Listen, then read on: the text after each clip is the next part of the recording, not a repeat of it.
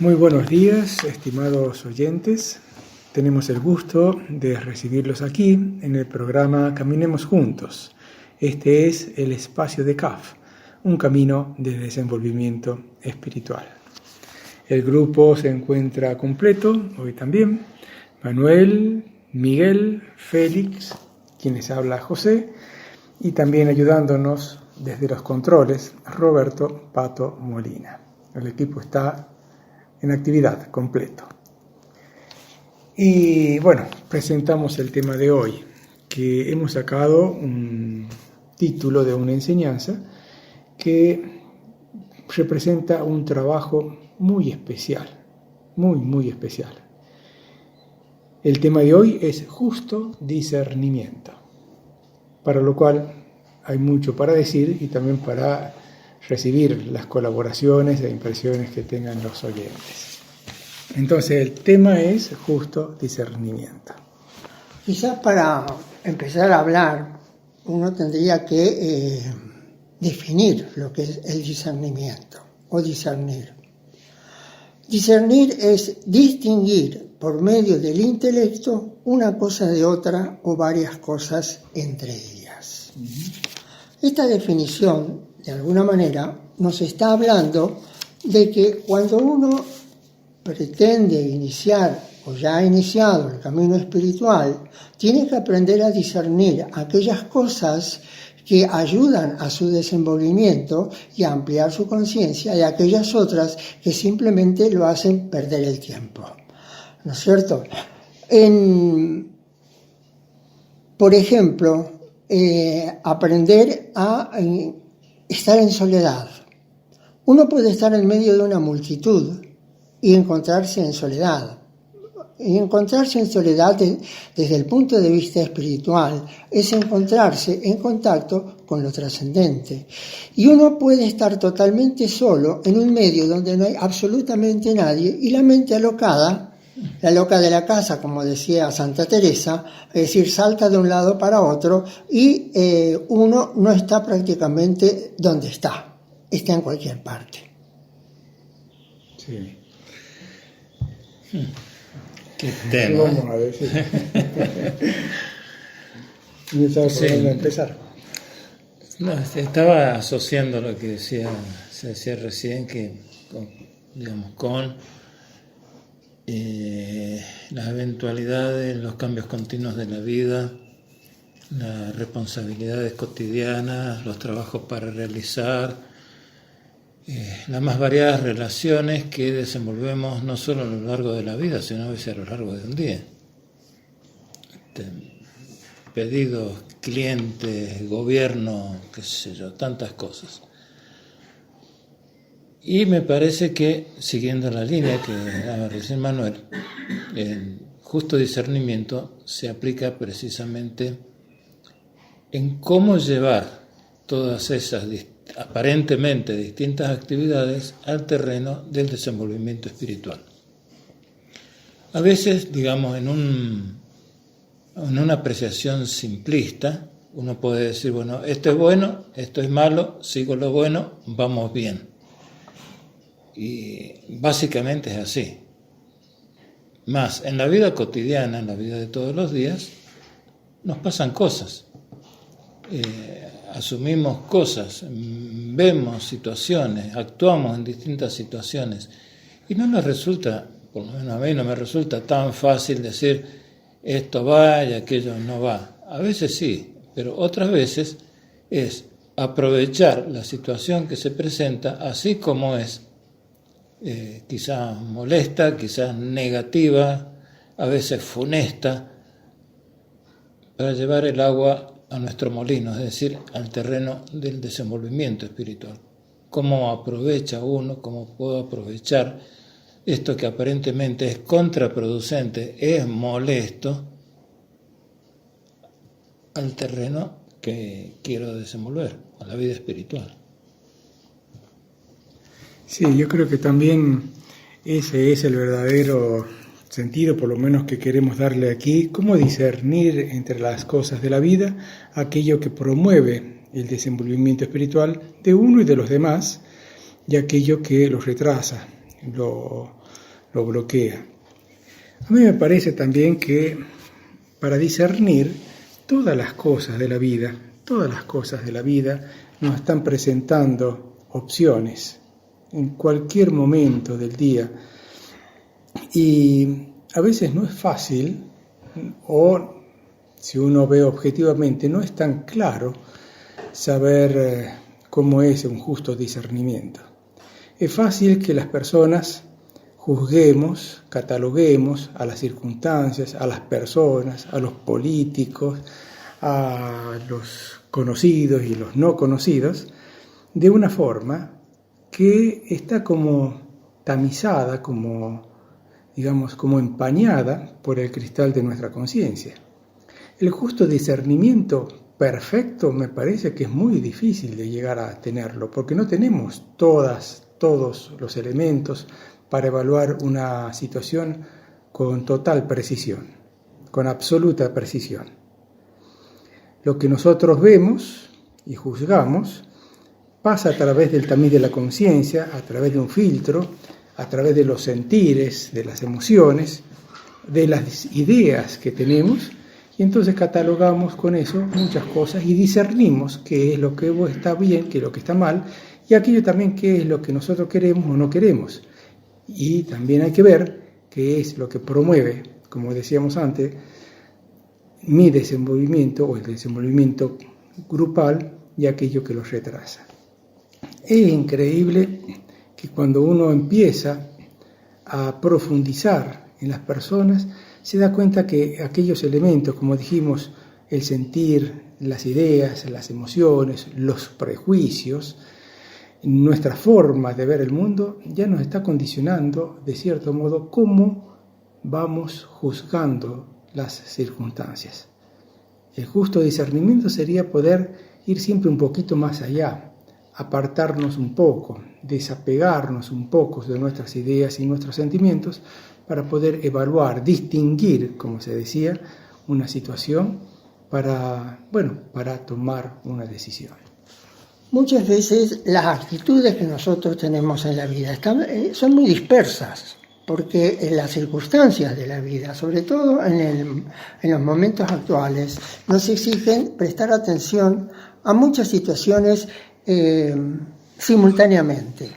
Pero una de las cosas en el justo discernimiento que tengo que tener en cuenta es aprender a cambiar de actitud, que consiste en dirigir la atención de un modo deliberado al objetivo que me propongo.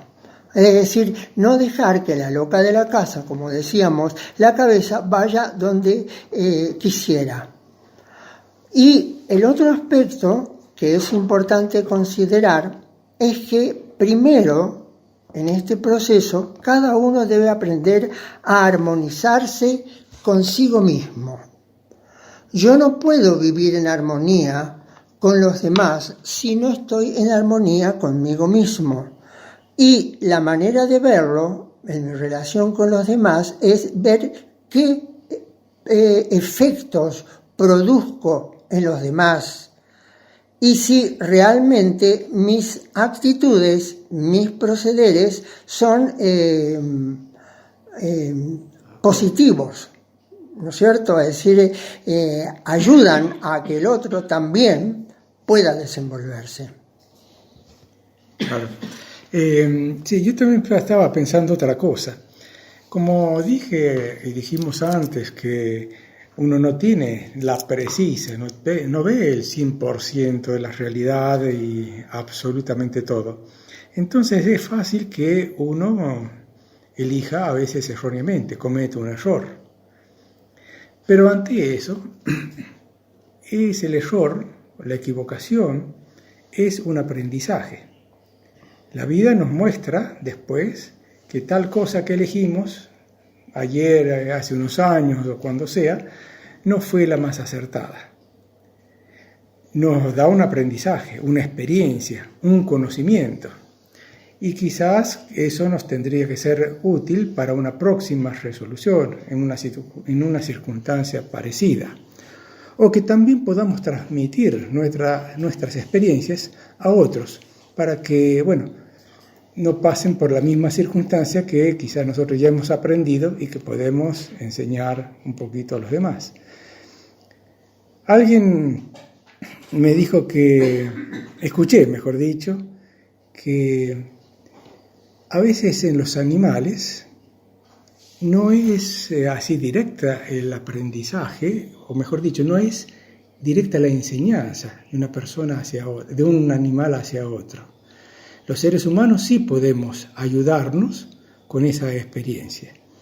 Si bien creo yo que hay un conocimiento innato, como un conocimiento natural, un conocimiento subliminal, podríamos llamarle, y que se va transmitiendo en las generaciones, en las especies, animales y humanas, creo que cuando el ser humano toma conciencia de algo, aprende de algo, experimenta algo, puede ofrendar ese conocimiento hacia los demás mucho más rápido, mucho más directamente, y así nos ayudaríamos todos. Otro aspecto a considerar, me parece, es que dentro del terreno que estamos tratando del desenvolvimiento espiritual, el discernimiento o el justo discernimiento no trata solamente de razonar bien, no trata solamente de razonar con lógica, eso es indispensable. Pero en nuestro trabajo cotidiano espiritual vemos cuánto influyen en nosotros las emociones, las tendencias, los apetitos, y dentro del terreno espiritual el justo discernimiento es también poder trabajar con todo eso en forma clara. Porque por más que yo entienda que, enojarme con alguien no me ayuda ni a mí ni al otro, la sola comprensión de eso no me lleva a no enojarme. Tengo que hacer todo un proceso, todo un trabajo. Y parte de ese proceso y parte de ese trabajo forma parte del justo discernimiento. Entonces, cuando ocurre algo que yo veo que me va a hacer enojar como de costumbre, porque eso se repite, está en mis manos ver qué pasó cómo lo llevé eso a la meditación, qué resultados me está dando, cómo lo puedo ir cambiando en los hechos. Y en esos hechos es donde se aplica el justo discernimiento. Es decir, no basta con entenderlo racionalmente hablando. Sí, posiblemente también para complejizar un poquito más la cosa, es que cada persona es distinta, ¿no? Y a veces lo que nos hace enojar o lo que hacemos enojar a los demás es distinto en una persona, el efecto, el impacto que puede tener en una persona que en otra. Hay casos, creo también psicológicos, que la persona busca la reacción del otro. Le conoce el punto débil, conoce el punto flaco y va ahí directamente para provocar el enojo, para provocar algo que lo pueda, sacar alguna ventaja o algo así. Bueno, allí no estamos trabajando con un justo discernimiento. Estamos llevados por un impulso, por un afán de posesión, por un afán de ser más, por el ego. Claro, en definitiva el ego. No, el justo discernimiento sería discernir qué es lo que hace crecer al ser humano, dice llanamente, en cada circunstancia, y aquello que no, que es un bloqueo, un tropiezo. Por eso reiteramos que lo más importante es conocerse a sí mismo, conocerse uno mismo, porque de esa manera, es decir, uno puede estar preparado frente a cualquiera de las circunstancias que se presenten. Nosotros generalmente, yo diría integralmente, nos desenvolvemos dentro de un molde. Entonces, nuestra libertad está en pulir, ordenar, ajustar todo lo que pueda ser parte de mi naturaleza dentro de ese molde. Pero hay algo que no puedo hacer, no puedo cambiar de molde.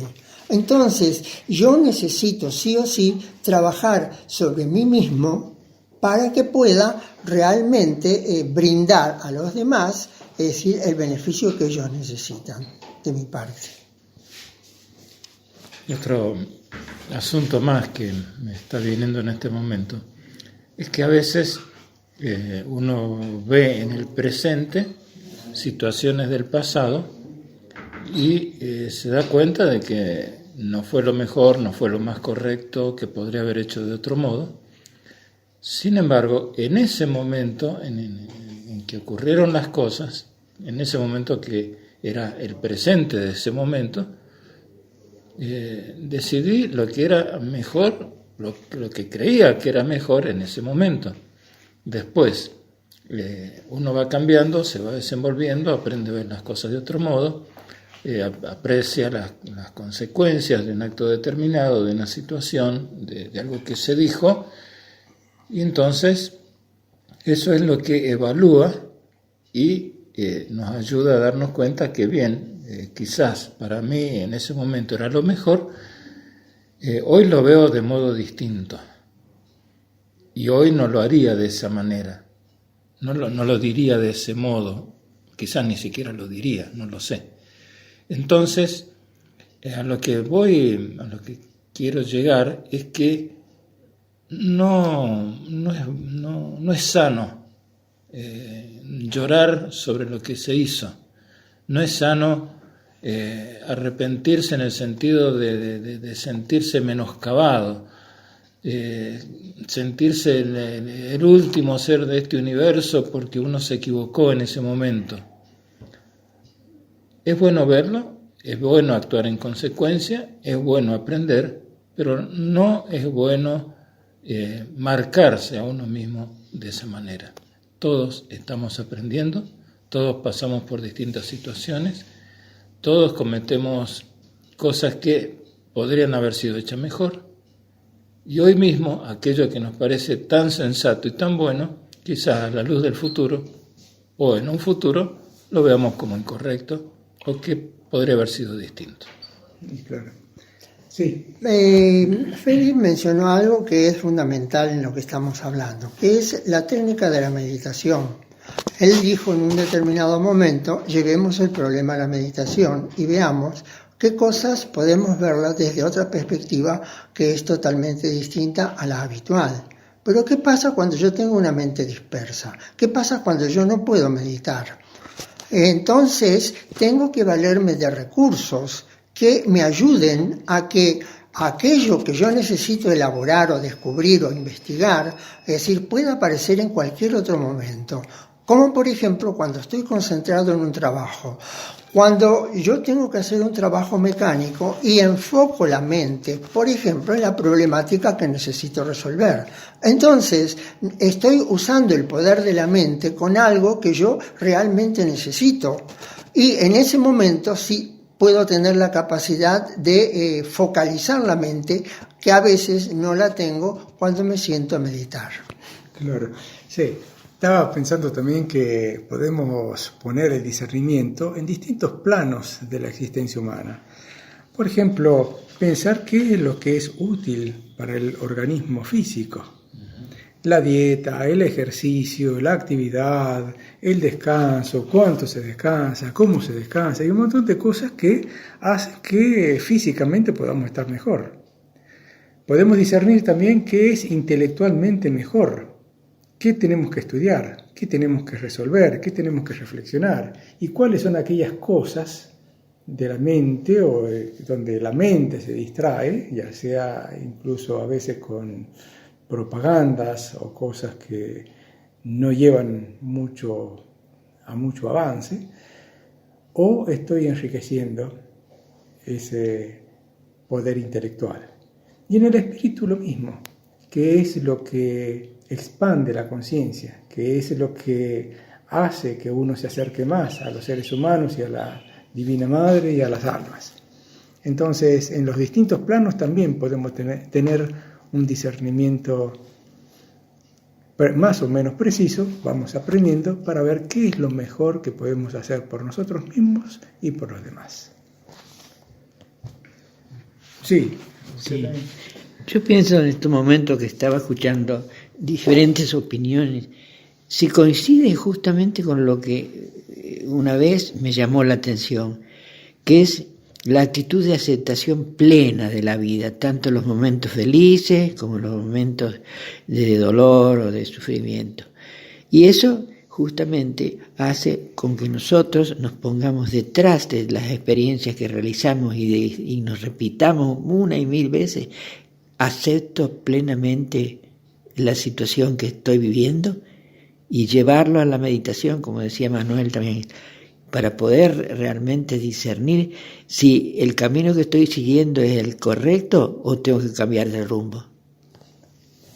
Bueno, ahora nuestro rumbo va a ser disfrutar un poquito de música y enseguida retornamos para que sigamos caminando juntos.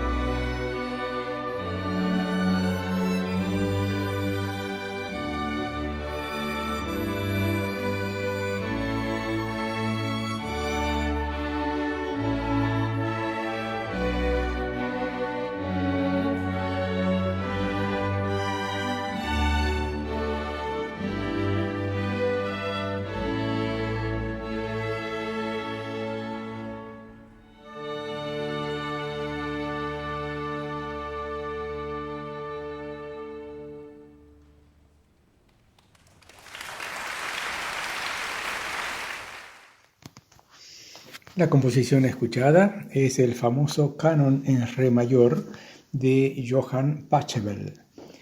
Esta composición ha sido escrita originalmente para 3 violines y bajo continuo en el siglo XVII, fines de 1600, puesto que Pachelbel pertenece al período de la música barroco.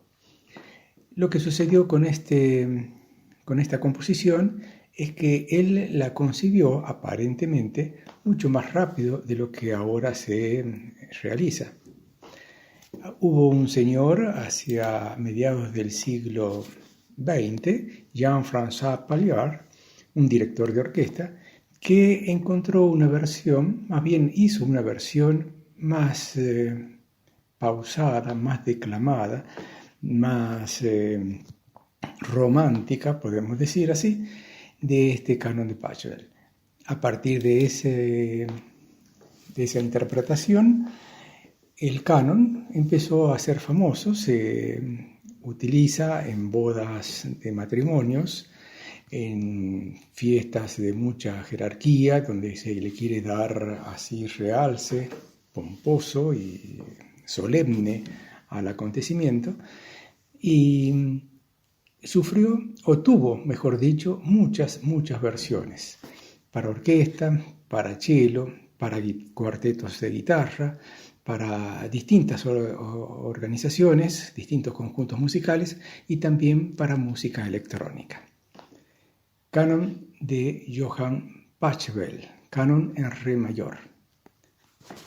Estamos en el programa Caminemos Juntos, un espacio de CAF, un camino de desenvolvimiento espiritual. Para escuchar en vivo a través de internet, poner en la barra de direcciones fm-medio-flash.com, todo con minúscula. Hacer clic donde dice en vivo. Para escuchar en diferido, poner en el buscador CAF Caminemos Juntos. Luego hacer clic en la solapa donde dice videos. Para informarse sobre el camino en la web, www.caf.org, o bien el correo para nosotros, los integrantes de la radio, infocaf@gmail.com.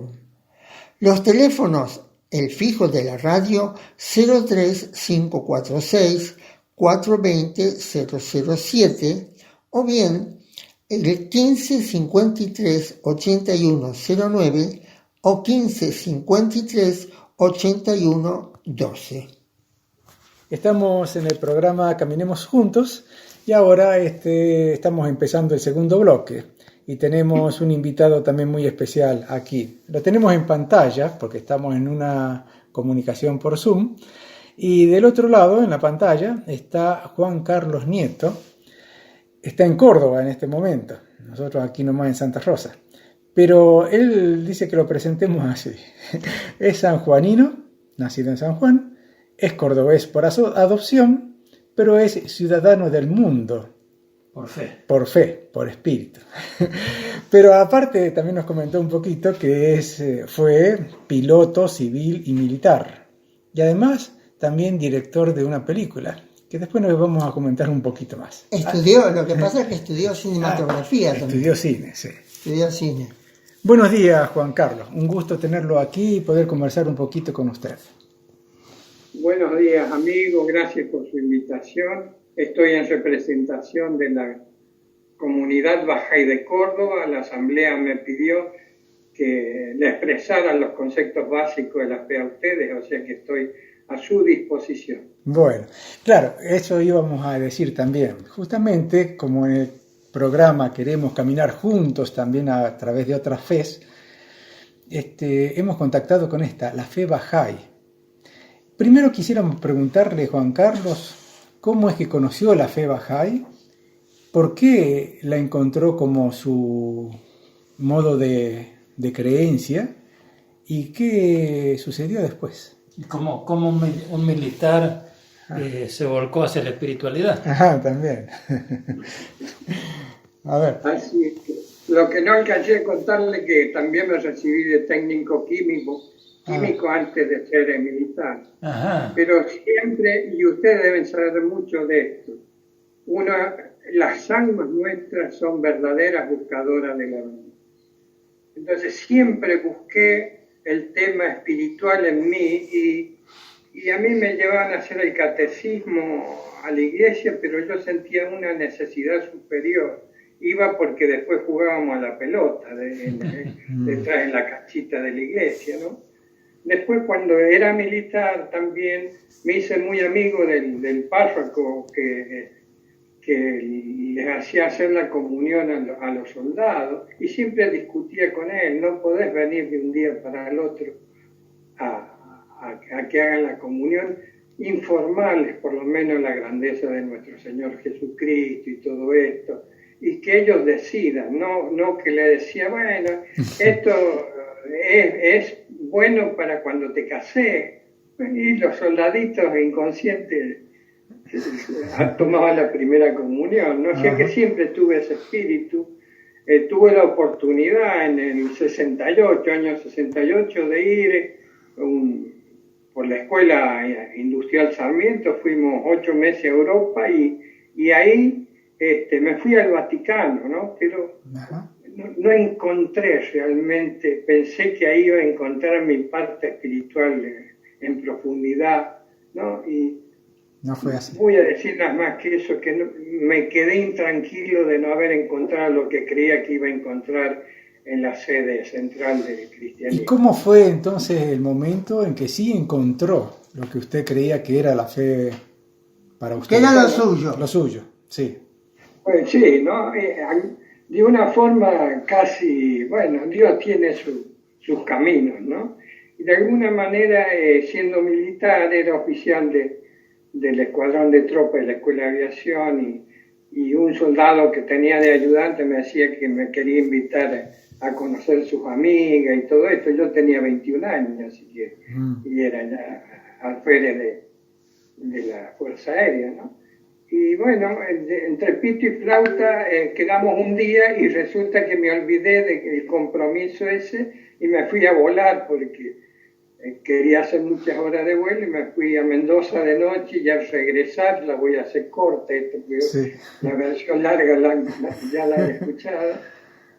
Cuando vuelvo, paso por el escuadrón de tropas y estaba el soldado esperándome. Señor, nos están esperando las chicas, me ha fallado, qué sé yo. Y yo todavía seguía con dudas. Digo, bueno, anda, cambiate y vamos a salir. Ahora ya nos vamos. Y nos fuimos a la casa de la amiga de él, y ahí me presenta la que hoy es mi señora, ¿no? Una chica iraní, ¿no? Universitaria, así estaba estudiando arquitectura. Y lo que me sorprendió, lo educada y lo culta que era en el sentido y el respeto hacia los padres, ¿no? Porque recibí un sermón prácticamente. Me dice, mira, yo estaba esperando para decirte que no era ético, oportuno salir a estas horas, porque mi padre no me permite. Así que le digo, bueno, permíteme que te acompañe hasta tu casa. No, dice, mi padre iraní me mata. Así que digo, entonces la acompañé hasta cerca de la casa, y eso me impactó, ¿no? Y después de que me empezó a hablar de la fe Bahá'í, y la verdad que sorprende hasta el nombre, ¿no? Pero es como que me tocó algo en el corazón, era como una alerta, por acá viene el camino, ¿no? Así que gracias a mi señora y la familia de ellos que se habían venido, dejando todo lo bueno que tenían en esa época en Irán, por venir a enseñar la causa de la fe Bahá'í acá a Córdoba. A Córdoba. ¿Y cómo fue encontrando, qué encontró en los principios de la fe Bahá'í que se identificó? Claro, voy a ser muy sincero, y al principio era como un abogado del diablo, ¿no? Ajá. Yo escuchaba todo, y ellos me invitaban a reunión y escuchaba, y me parecía hermoso, pero siempre, viste, cuando uno tiene duda dice, sí, pero, ¿no? Y quedaba, no, Te digo que estuve 25 años en esa posición cómoda de abogado del diablo, ¿no? Estuve ahí, ¿no? Hablaba de la fe Bahá'í y un día mi hija, ya grandecita, de unos 15 años, estaba hablando con su amiga y dice, mi papá sabe mucho de la fe. Dice, pero lo que no me gusta es que después que lo tienen las personas anonadadas con su charla, dice, sí, pero yo no soy Bahá'í. Eso no, dijo... no me había llegado lo que usted conoce en la transformación espiritual. Yo he estado leyendo algo de ustedes, veo que son muy profundos en buscar, es a través de la oración y de la meditación, ¿no? Sí. Que eso yo todavía no lo había llevado adelante, pero sí en un momento se ve que la palabra sagrada me llegó al corazón y dije, no me puedo escapar. Claro. Es más, 25 años que no había trabajado por la fe Bahá'í, empecé a trabajar como loco, a mover a todos los Bahá'í del país, del mundo. Lo que nos interesaría, Juan Carlos, es un poco para que el público, la gente, los radioescucha, conozcan cuáles son los principios de la fe Bahá'í. O cómo empieza también. ¿Cómo no? La fe Bahá'í, ¿no? Cierto que con ustedes lo hablé, tiene un principio rector que es la unidad en diversidad, aceptando que Dios, al que todos oramos, es uno solo, no son cientos de dioses. Todavía hay gente culta que habla tu Dios, mi Dios, cuando Dios es uno, ¿no? Entonces, si la unidad de Dios es uno y la humanidad es una sola también, y la religión de Dios va a ser una sola. Por eso es que nos llamamos fe Bahá'í. La fe, consideramos nosotros, es conocimiento consciente llevado a las buenas acciones. Hay mucha gente que sabe mucho de su fe, ¿no? Y se golpea el pecho y todo eso, pero si no lo obra a esa fe, no tiene sentido. ¿No? Ustedes conocen esta expresión. Sí, seguro. Sí. Perdón, el término Bahá'í, ¿de qué proviene o qué significa? Bueno, Bahá'í, somos Bahá'í aquellos que reconocemos a Baha'u'lláh como el mensajero de Dios para esta época. Porque otro de los principios fundamentales de la fe Bahá'í es la revelación progresiva de Dios. Creemos que tanto como Abraham, Moisés, Jesús, Crisma, Zoroastro, entre otros, ¿no? Mahoma y el Bab y Baha'u'lláh, que son nuestros mensajeros, creemos que es como la escuelita de Dios, ¿no? En la medida que la humanidad sabía tan poquito, bueno, vino Crisma y le enseñó algo, después vino Buda y le enseñó otro poquito, en la medida que la humanidad iba alcanzando conocimientos espirituales, ¿no? Y de Baha'u'lláh, ¿qué nos puede decir? Baha'u'lláh era un hijo de un ministro muy importante del reino de Persia en esa época. Estamos hablando allá en los comienzos de 1800. Y era él, allá se pasaban, digamos, los puestos, como era un reinato, ¿no? Era un imperio realmente Persia. El rey hacía y deshacía y entre sus familiares iba nombrando todos los gobernantes que tenía alrededor de él, ¿no? Entonces, y también era una condición que se transmitía ese título honorífico que les daba el Shah de Persia, como se dice al rey, a sus hijos. Entonces, como él, Baha'u'lláh, era el hijo mayor de su padre, tenía que heredar ese puesto político, digamos así, pero a él ya le empezaban a hablar el príncipe de la paz, el padre de los pobres, era muy misericordioso, muy dadivoso, todo. Ya la esencia de los mensajeros de Dios ya la gente lo percibía, aún que él no se había declarado, ¿no? Bajaulá, que significa la gloria de Dios. Como les decía, el nombre de la gloria de Dios está en todos los textos sagrados del pasado. O sea que es aquel mensajero que esperaban tanto musulmanes como budistas. El quinto Buda habla para esta época el budismo, ¿no? Y así todas las otras religiones. El Zoroastro fue otro mensajero que nació en Persia, y bueno, y tenían también esa expectativa. La misma iglesia del séptimo día, ¿no? Pensaba que allá por 1844 iba a venir, era el regreso de Cristo. La gente vendía todo y se iba a una montaña en Estados Unidos pensando que se iban a ir al cielo con este nuevo mensajero, ¿no? O sea que 1844 fue fundamental, a tal punto, ahí empieza la fe Bahá'í, a tal punto que se lo llamó, y si ustedes ven en Wikipedia, en algún lugar, como el año de la desolación o el año del desencanto, porque todos esperaron un mensajero y para ellos no apareció. Nosotros estamos seguros que ahí comienza la fe Bahá'í. Juan Carlos, ¿cómo es su día, digamos así, normal? ¿Hay prácticas de oración, de meditación, alguna obra que se hace dentro de su vida espiritual, digamos?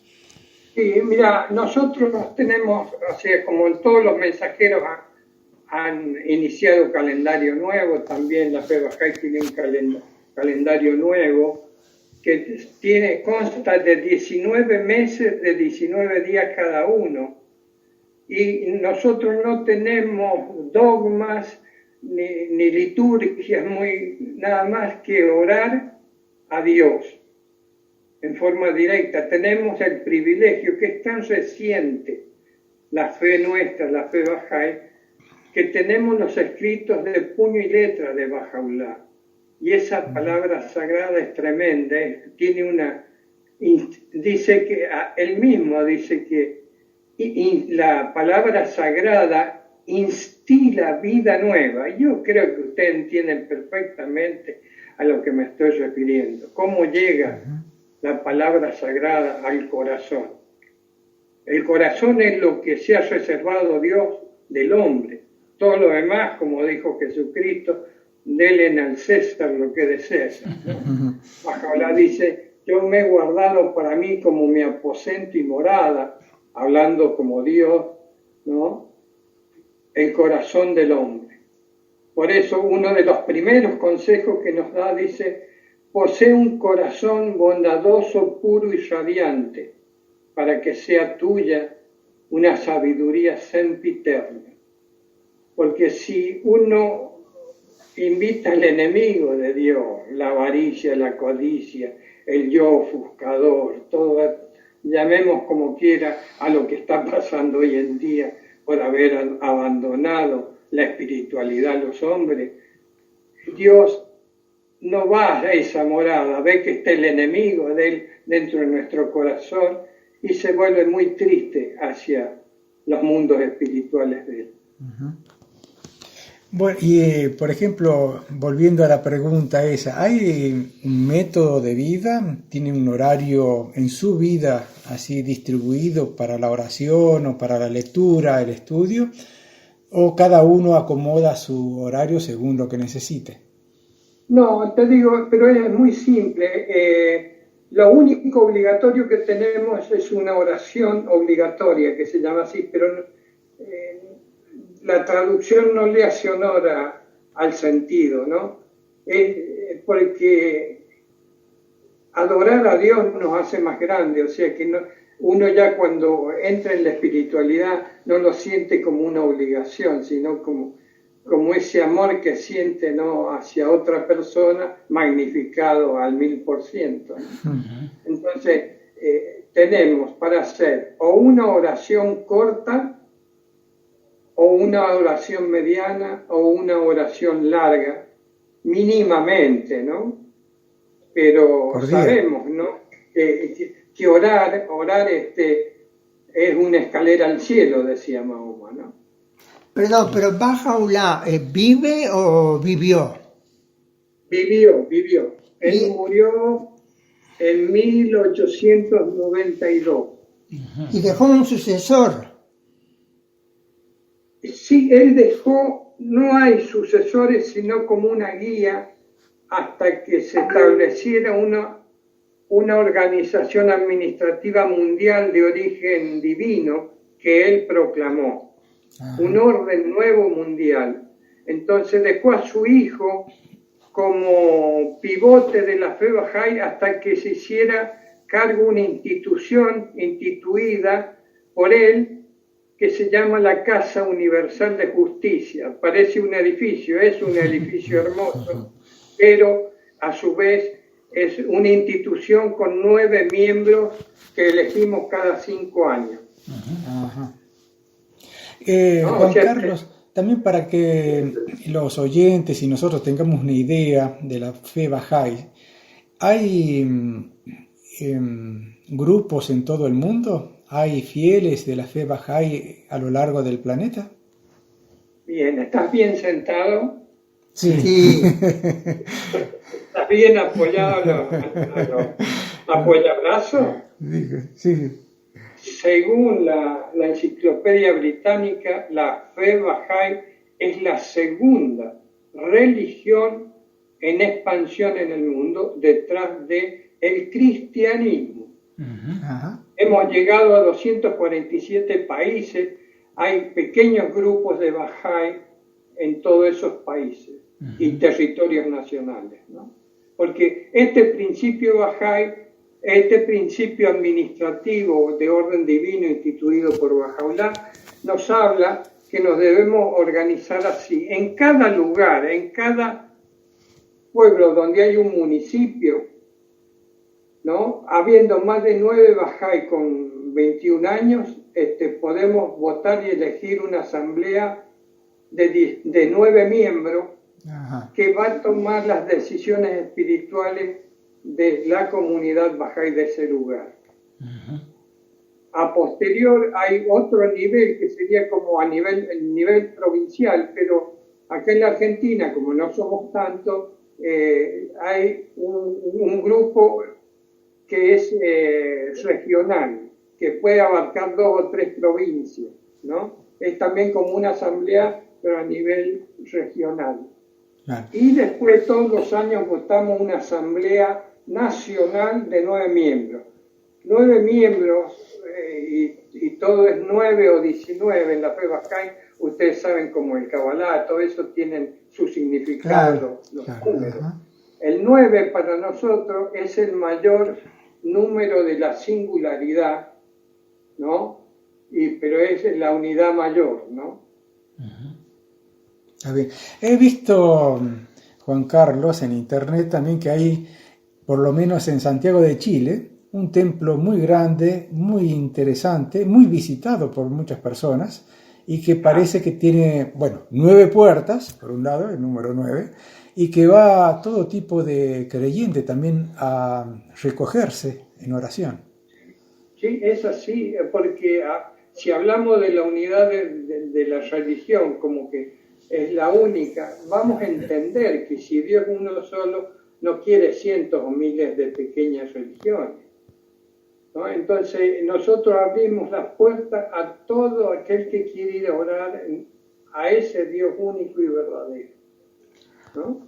Y llama la atención que seamos tan abiertos en esto, ¿no? Uh-huh. Pero tenemos 8 templos continentales. El de Santiago de Chile fue el 8º templo que hemos construido. No va a haber más templos continentales. Uh-huh. Entonces hay uno en Panamá como de Centroamérica, hay uno en Wilmette en Estados Unidos, que es para Norteamérica, está el de la India, ¿no?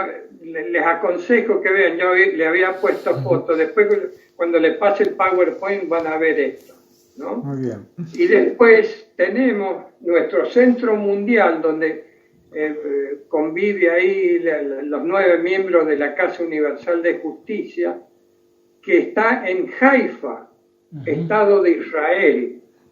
Haifa. Sí, pero lo más interesante es que nuestros terrenos y lugares sagrados que están ahí están sobre el Monte Carmelo. No sé si ustedes saben. Sí, claro. El Monte Carmelo, claro. El Monte Carmelo es la viña del Señor.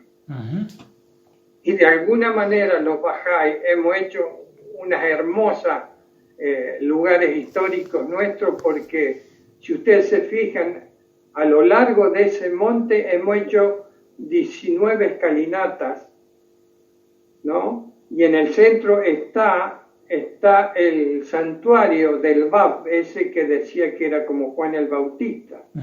Pero es el que comienza a abrir la fe Bahá'í, está enterrado él ahí, y está junto con Anís, un creyente de él, que prefirió morir delante del Bab como para protegerlo de 750 fusiles que lo fusilaron a los dos.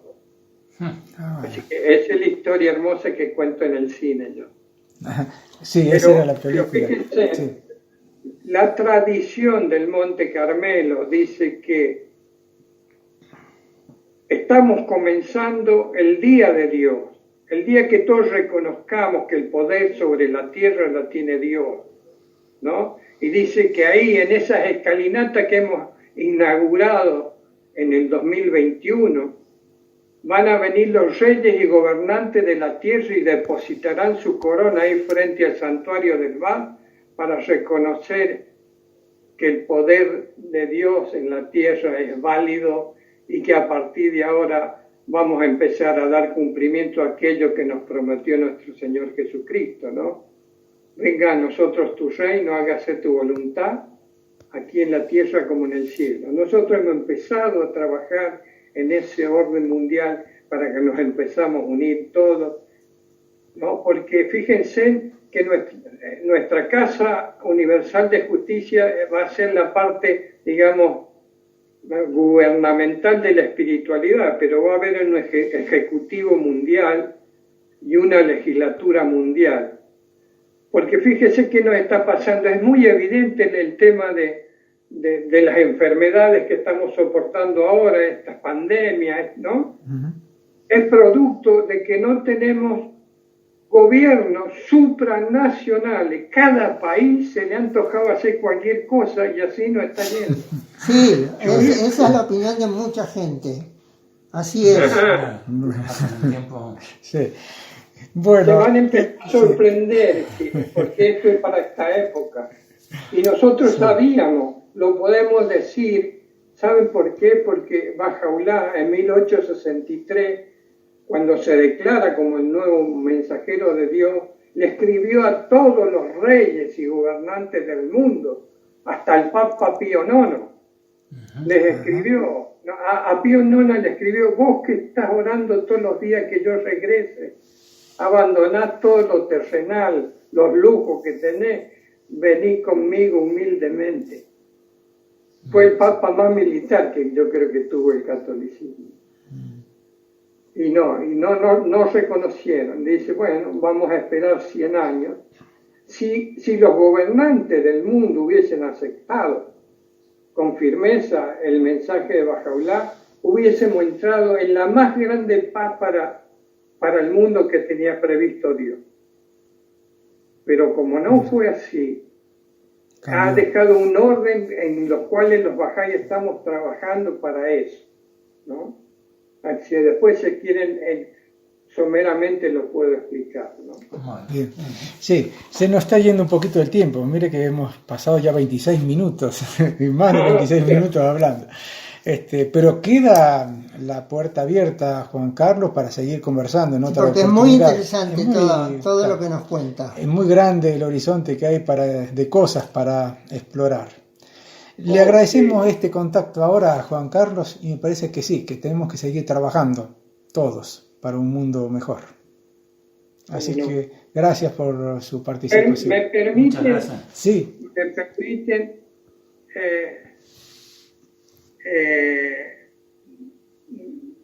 tirar algunos pensamientos Bahá'í para que vean que estamos muy cerca todos y que si no sabemos escuchar,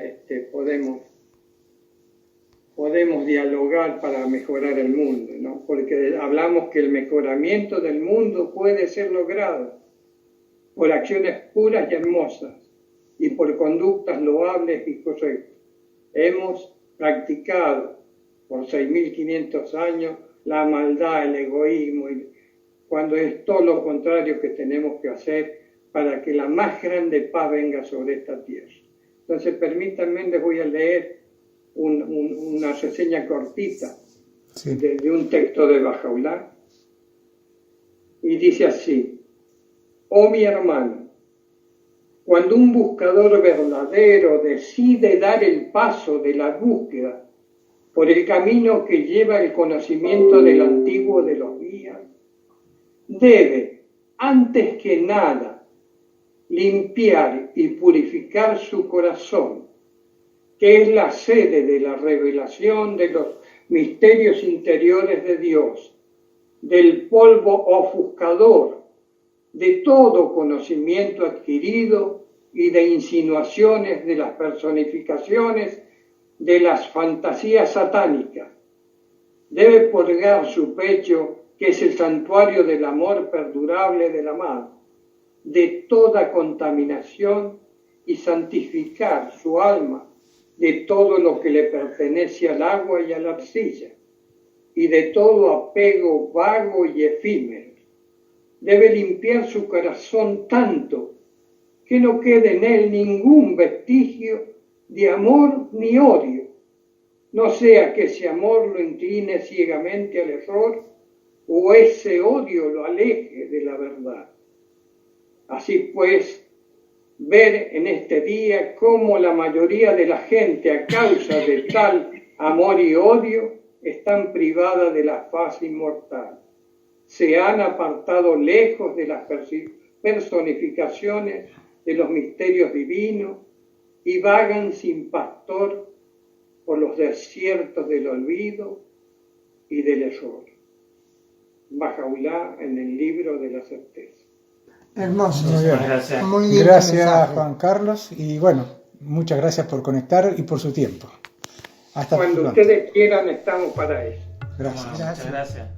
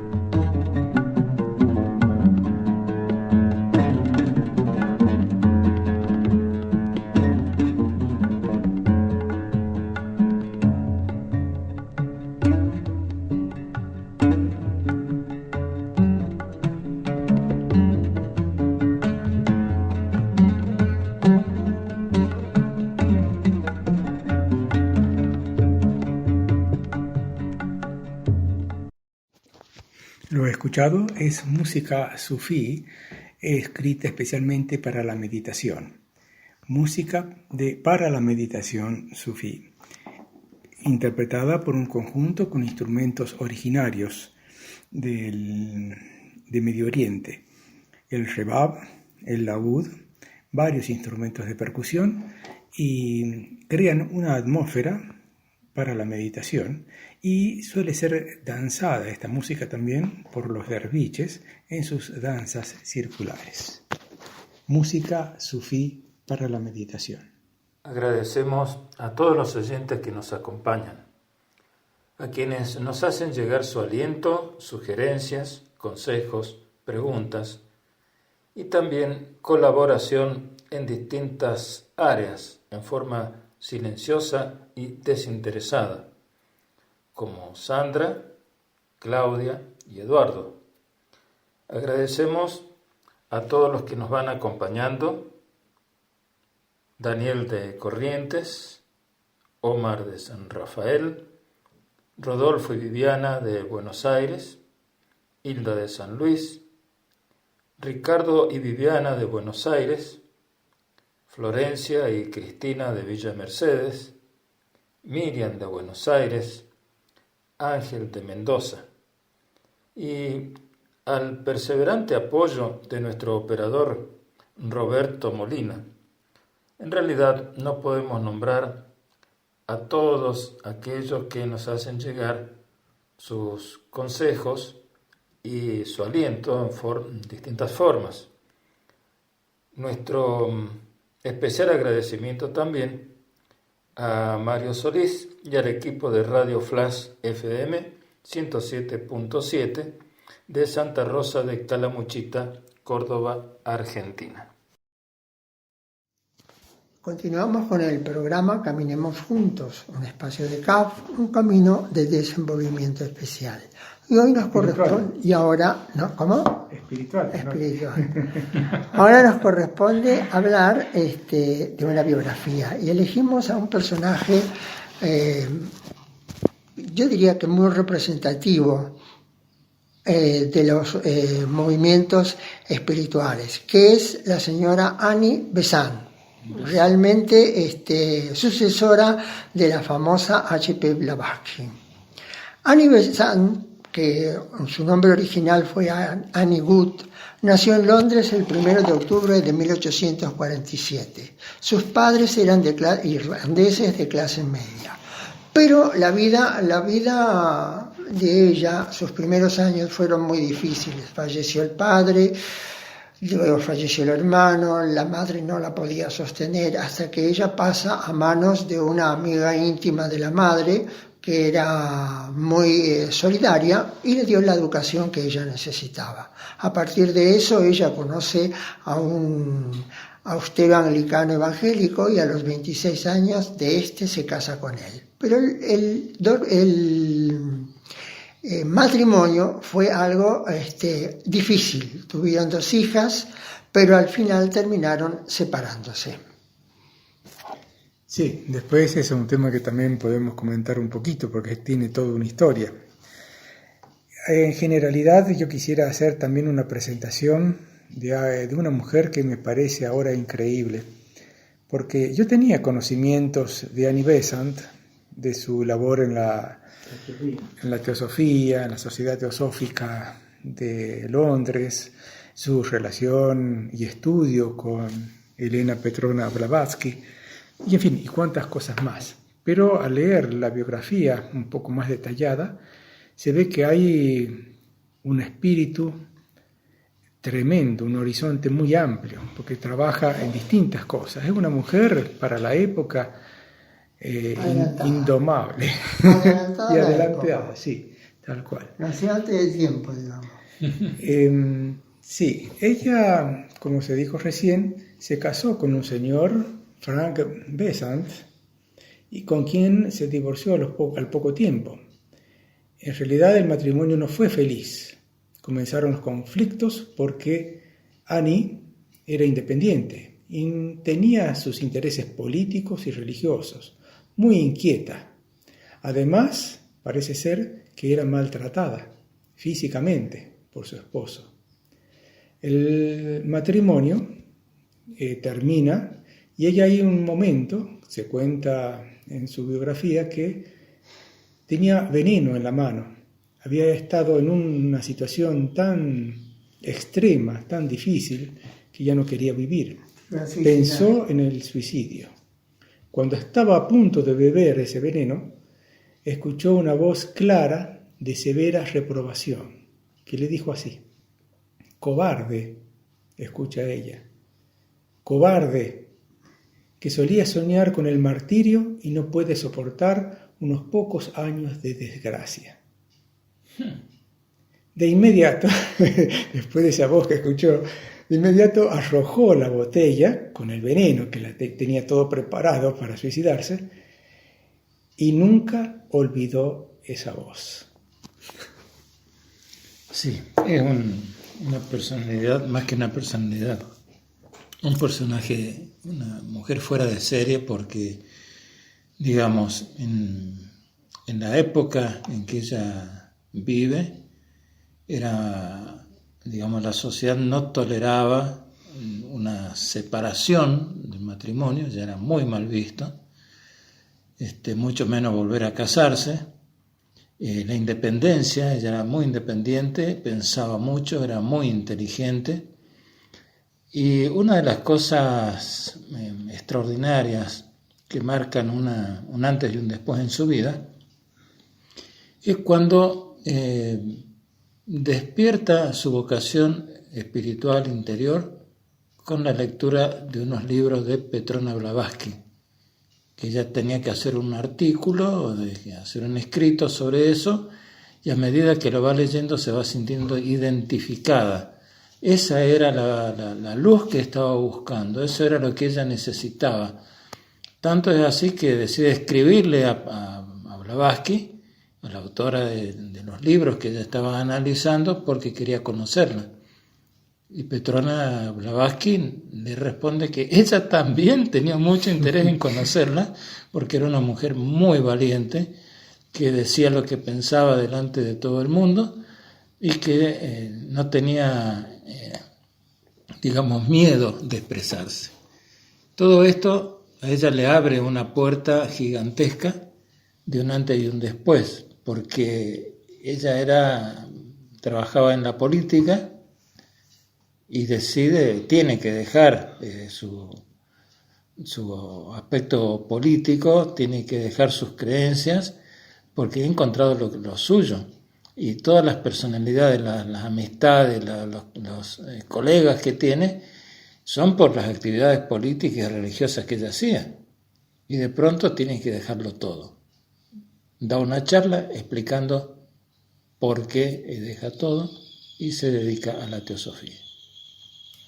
En realidad ella, precediendo lo que decía Félix, comenzó el apoyo a los trabajadores agrícolas y ahí conoció lo que era la pobreza y las necesidades de ellos, y se decidió socialmente a trabajar por ellos, y lo hizo muy intensamente.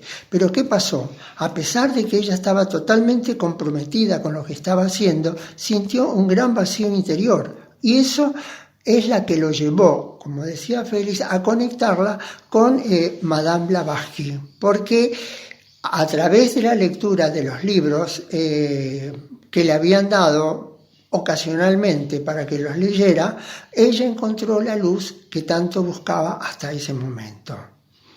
A partir de ese momento, ella en 2 ocasiones publicaron folletos porque estaban en contra del control en contra de favorecer la natalidad, es decir, favorecían el control de la natalidad, y en muchos casos, en las 2 situaciones en que presentaron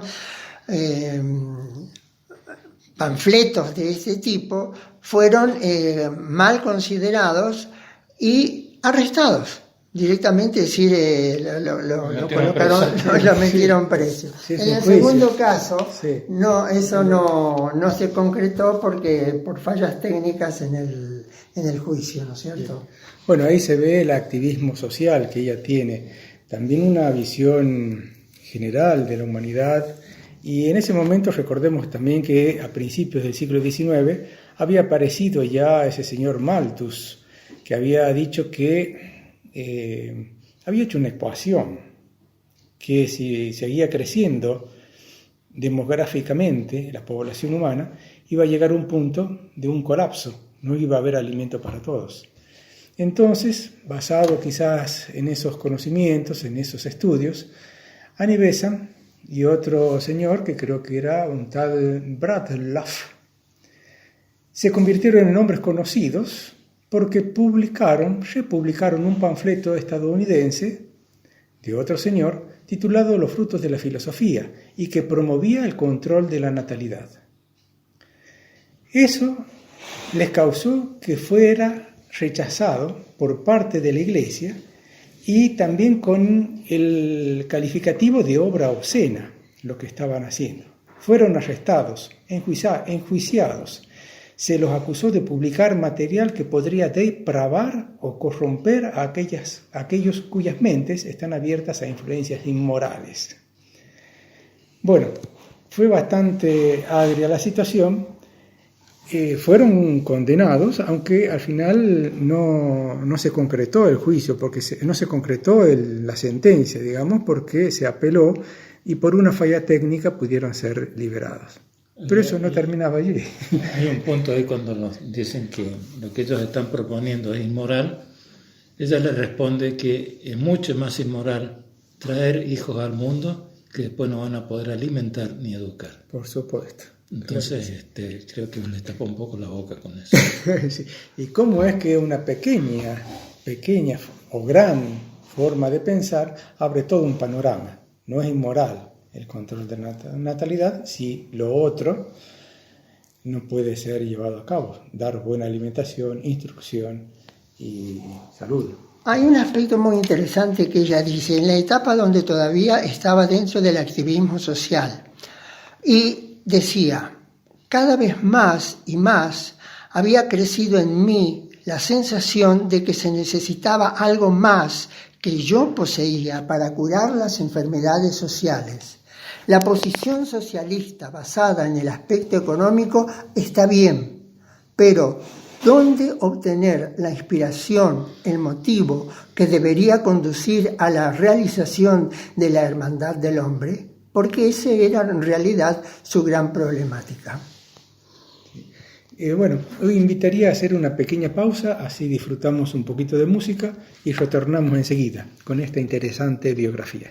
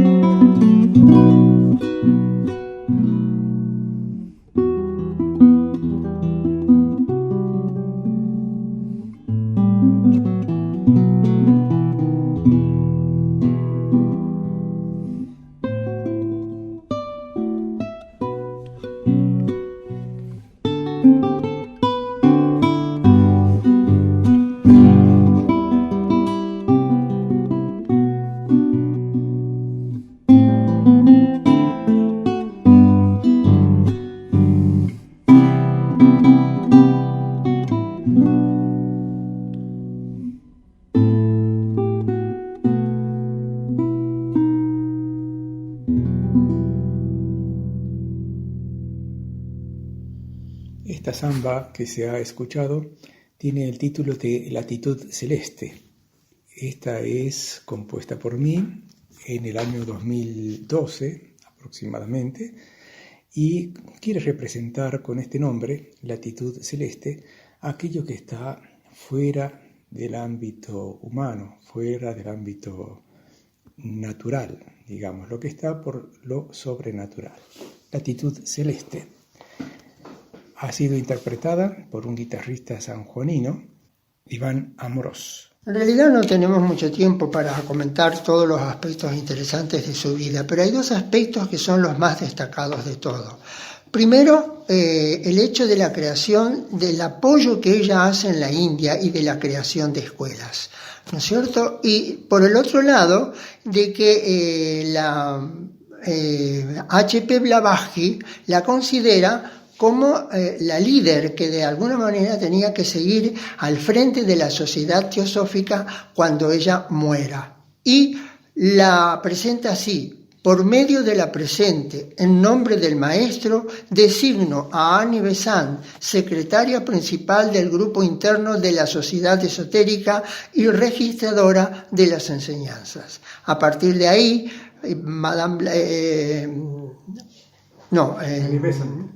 Annie Besant se dedica a dar conferencias a nivel internacional, ofreciendo cientos de conferencias en los Estados Unidos, Europa, India y Australia. Y después comienza cuando viaja a la India. Pero hay otro aspecto interesante antes. Resulta que Annie Besant fue magnetizada, dice por lo menos el artículo, por Chakrabarti en retiradas oportunidades, porque Chakrabarti, un miembro de la logia Prayag de Allahabad, representante del brahmanismo en la Feria Mundial de Chicago de 1893, pertenecía a un grupo de brahmanes ortodoxos que quería destruir la obra de Blavatsky porque no quería que ella diera a los occidentales conocimientos ocultos que consideraban reservados a los estudios de su casta.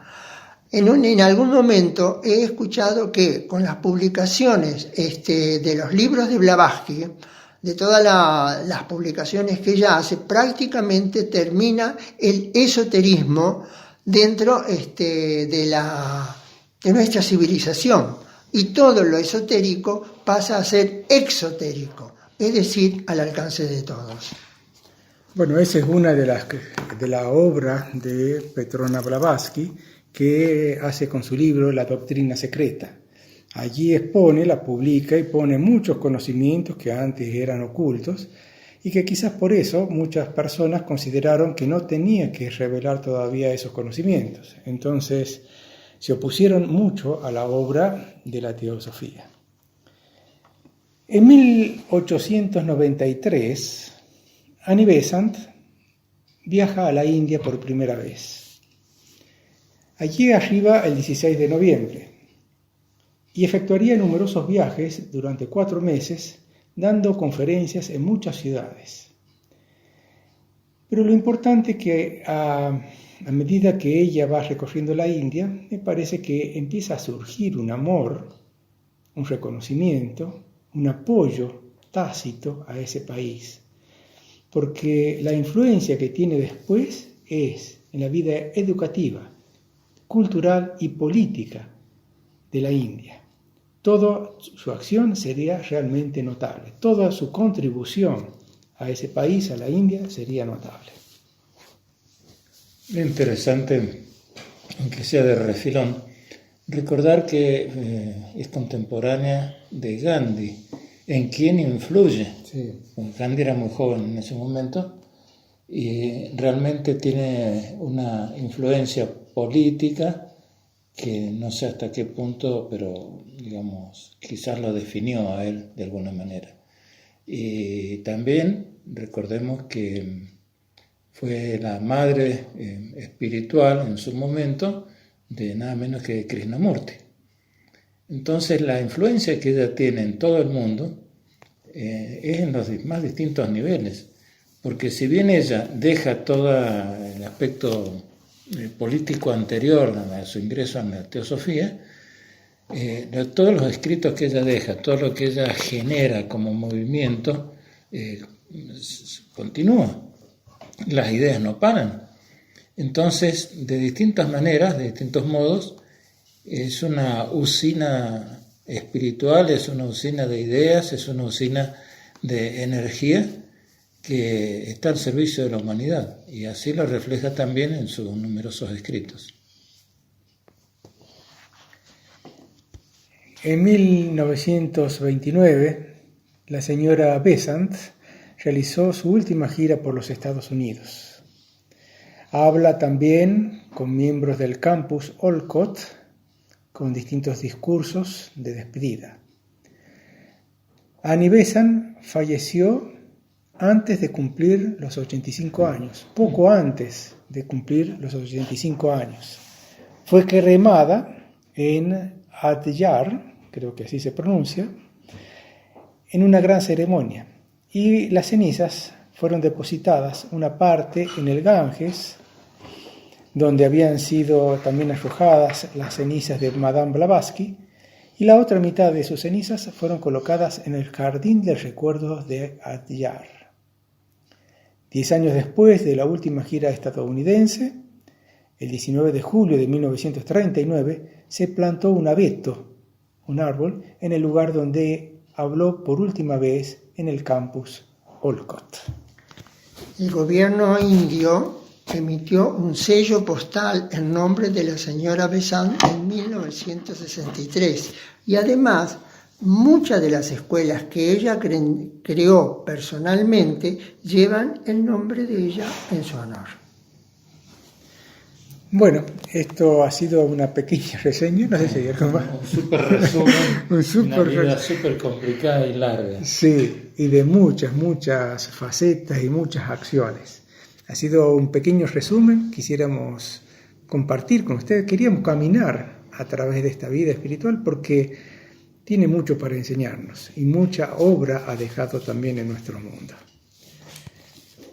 Llegamos al final, hemos caminado hasta aquí y seguiremos caminando el próximo domingo a partir de las 9 horas. Están ustedes invitados a sintonizar Radio Flash. Muchas gracias por habernos acompañado.